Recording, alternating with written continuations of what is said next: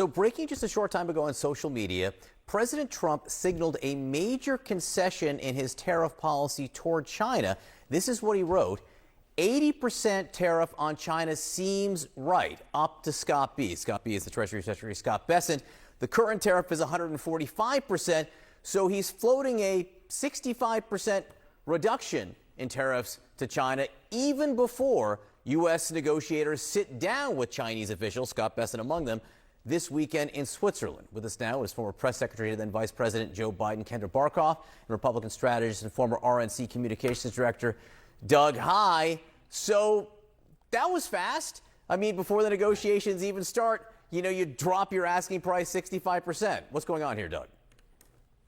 Well, I think part of it is a reaction to what we've been seeing as either fewer container ships have been coming in or ships with fewer containers, and that a lot of those containers that have come from ports in China to ports in the U.S. have less product in them. And so there's a very real concern of what people are going to pay, or are there going to be shelves that are empty? These are bad visuals for Donald Trump. I think he knows that. It may be too late to save the immediate problem, but clearly he realizes that there's an ongoing issue here that could hurt him politically pretty severely. I think it's smart to get ahead of this, but let's ultimately see where we end up. That's obviously much more important. Obviously, 80% tariffs are still huge. They're still extraordinarily high, yet it's a lot lower than 145%. Kendra, is this the art of the deal? Well, look, we've seen his tariff policies to be erratic time and time again. And what we're seeing is a potential coming towards a recession. Trump owns this economy, and what we're seeing with the up and downs is really going to start to affect workers. It's affecting prices. And, I think from what it seems like, he doesn't actually care about it. He was asked yesterday in the Oval Office whether or not, he cares about the workers in Seattle that, are concerned that there aren't things being unloaded onto the port, that they are concerned about their jobs. And he sort of brushed by the question. So he actually does own this economy. He is the president. The buck stops with him. And I just think these erratic tariff policies are a problem. As long as we're talking about... By the way, John, I'd say Kendra's very smart to point out the dock workers in Seattle. Tariffs are about American jobs, and ultimately it's dock workers in Seattle, it's truck drivers who are going to deliver that from Seattle or Long Beach to every community in the country. Those are American jobs, and that's part of Trump's concern. President Trump speaking out ahead of the weekend talks that his Treasury Secretary will be leading in Geneva with Chinese trade officials, leading into what will be the first actual talks between the U.S. and China since Trump launched his global trade war. The president just posted on social media floating a 80% tariff on China, as he says, seems right, which would be a dramatic drop from the 145% tariff he currently has slapped on the country, though it would still be historically high.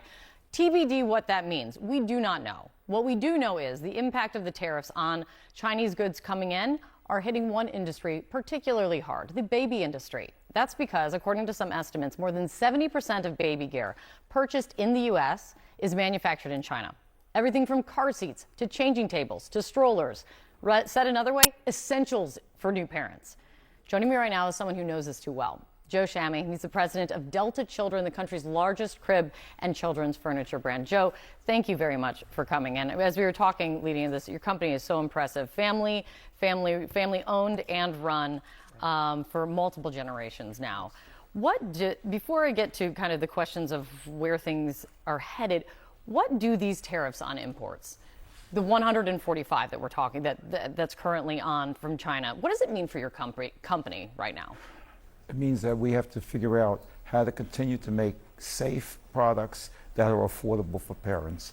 And 145% it would be almost impossible to do so. So we're trying to figure out other avenues, other ways of doing so, and we're waiting for direction from the president.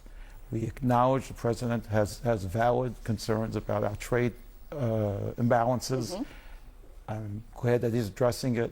I'm also glad that he's very devoted to families, to family values, to establishing a baby boom, all of the above.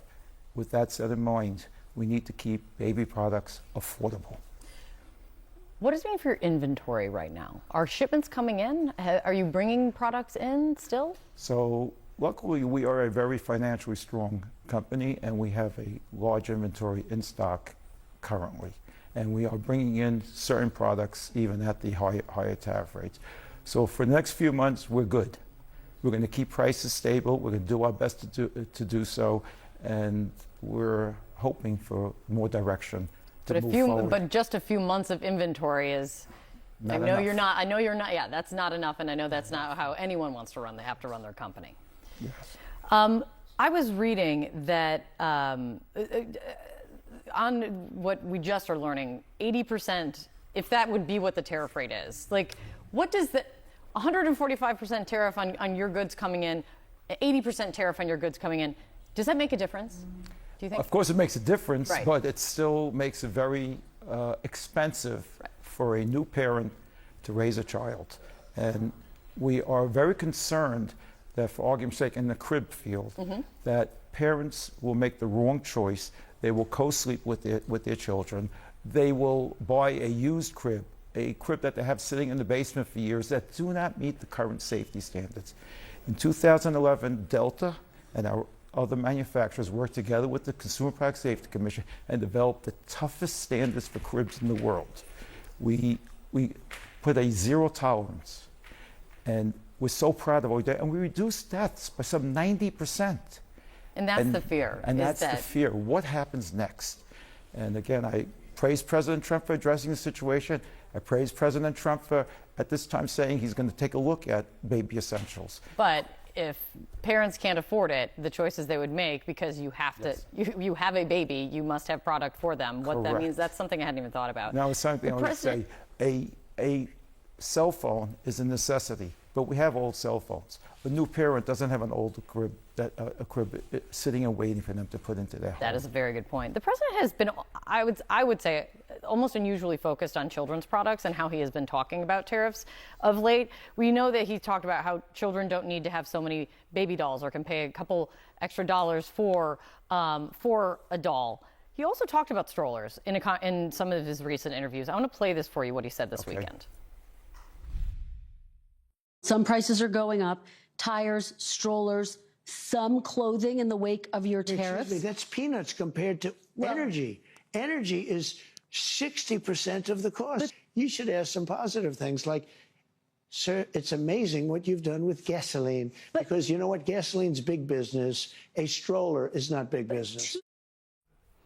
I remember hearing that and thinking, what reaction someone like yourself would have to hearing that? No pun intended, but we are an infant industry. We are a small industry compared to energy and all other kinds of industries. But we are one of the most important industries there is. We need to keep babies safe. We need to encourage parents to have more kids, and we need to do our best to help them. An interesting thing that is particularly unique, as you're talking about safety of your products, Yes. that's particularly unique to the baby industry, is the testing that goes into these products before they make it to market. If one thing we hear over and over is make it in the United States, bring it in the United States, you won't face a tariff. Can you move all of that testing to the United States that is so essential for the safety of your products? The testing facilities in China are extensive. We've developed 9 test labs in Asia. We also developed 2 test labs in the United States. So we can do some testing, but the infrastructure, wheels, steel, fabric for the seats, foam, it could go on, and all the things that go into making a stroller are still right now in China. You can't. I mean, it is impossible for you to move that over quickly. At this time, quickly is the right term. Quickly, no. Maybe at some point in time in the future, we can. Let me point out something else to you.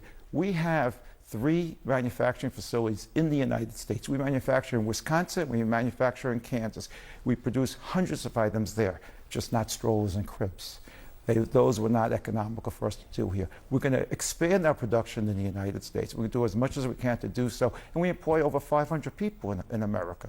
So we are a U.S. manufacturer. At the same time, we are an importer from China and other parts of Asia. What I hear from you, Joe, is you just need some time and you need a break in order to stay afloat and keep safe products on the shelves. Thank you, Kim. Thank you for coming in, Joe. Appreciate I really appreciate it. Nice. Pleasure. Thank you.